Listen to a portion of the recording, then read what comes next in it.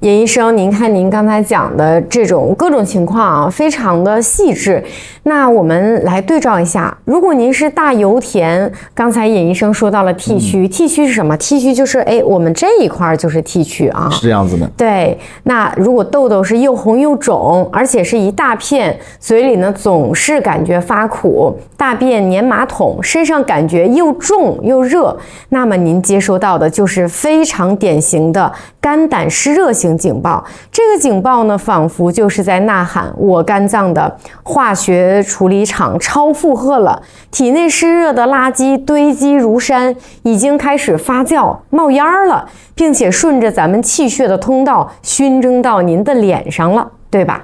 是这样子的。主持人的话讲解其实是非常好的，大家可以看一下，我们肝脏虽然不说话，但它通过面容给我们发出了信号，是如此的清晰啊，有迹可循。从气堵到血亏，再到湿热熏蒸，这是一个逐步加深的过程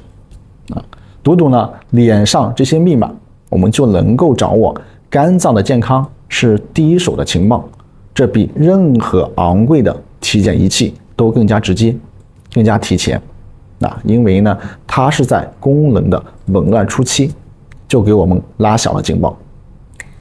刚才啊，尹医生的这番破译呢，简直是给我们每个人发了一本肝脏面容自测手册。现在呢，请大家不要焦虑，而是带着一种侦察兵的敏锐和解码专家的冷静，重新审视一下我们镜子中的自己。您是哪一种？或者说是哪几种的混合型？看清信号是我们采取正确行动的第一步，而接下来呢，就是最关键的，我们该如何行动？如何针对以上的这些警报，给我们的肝脏这位总司令提供最精准、最有效的支援？那接下来呢，我们看一下哈，既然我们的警报已经识别了，问题已经非常清晰了，相信呢，现在大家最迫切想知道的就是，哎呀，尹医生，我到底应该怎么做呢？您看啊，养肝听起来是一个大工程，会不会需要吃很多的名贵药材，或者说做很多复杂的事情？对于咱们普通的老百姓，有没有一套像傻瓜相机一样的非常简单有效，并且易于坚持的养肝万能公式？尹医生在这里能不能跟大家分享一下？主持人请放心啊，也请我们观众朋友们放心。最高明的养生啊，其实恰恰是大道至简啊，百姓日用而不知。它不需要你花费太大的一个金钱或是时间，但需要你付出一样更珍贵的东西，就用自己的内心和耐心去做。那也就是要付出时间，对吧？是这样子的。我们接下来呢要分享的不是什么秘方而是构建一个肝好生活的4大基石，它们像一座房子的4颗顶梁柱，缺一是不可的。只要把这4根柱子立稳了，健康的肝炎大厦就能够自然建起来。第一根顶梁柱呢是食养就是我们厨房里的干净革命，吃对了就是吃的最好的。尹医生，您说的真的太好了，因为咱中国人其实最讲究的就是吃了。那咱们就从吃开始，养肝的饮食核心要领是什么？是不是有很多东西需要忌口呀？您快给我们说一说。我知道，就是我们中国人最多的就是讲究吃因为从吃开始呢，就开始了一个养肝。我们的核心是什么呢？我们核心的思想就是9个字减负担助排毒补能量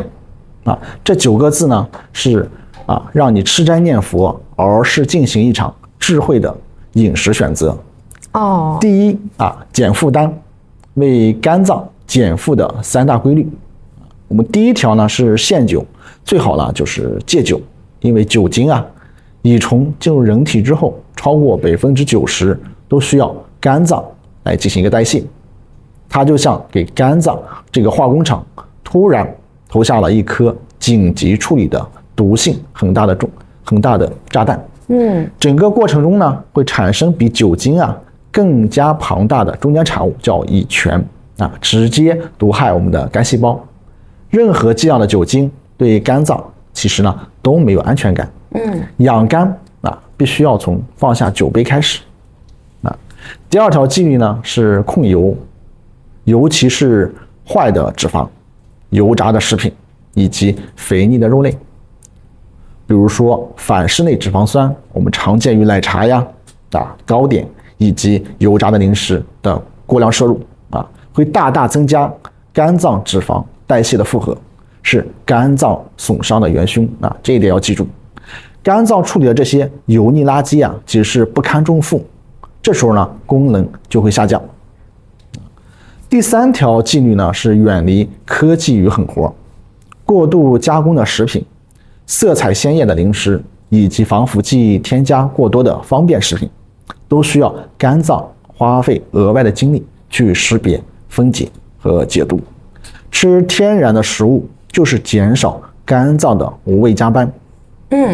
尹医生呢，这块儿我想额外问到您一个问题哈，比如说您刚刚提到了说第一个就是关于我们酒，那其实在我们民间有一种说法，就是说小酌怡情，大喝伤身，是不是说这块儿我们有一些爱酒人士，我一点儿就不能碰了，还是说要适量？这一块儿的话究竟是怎么界定的呀？我们从本质上来讲，我们喝的白酒永远都是伤肝的，这一点是毫无疑问的。但是如果我们说特别喜欢酒，我们建议男性每天不要超过2两女性朋友呢一天不要超过1两，这个是比较合理或者对肝脏伤害没有那么大的一种方法。那呢，我在这里给大家记下了，也总结一下刚才尹医生为我们分享的这样一个万能的宝典酒、油、添加剂这3样是咱们肝脏的3大负担，能少则少，能免则免。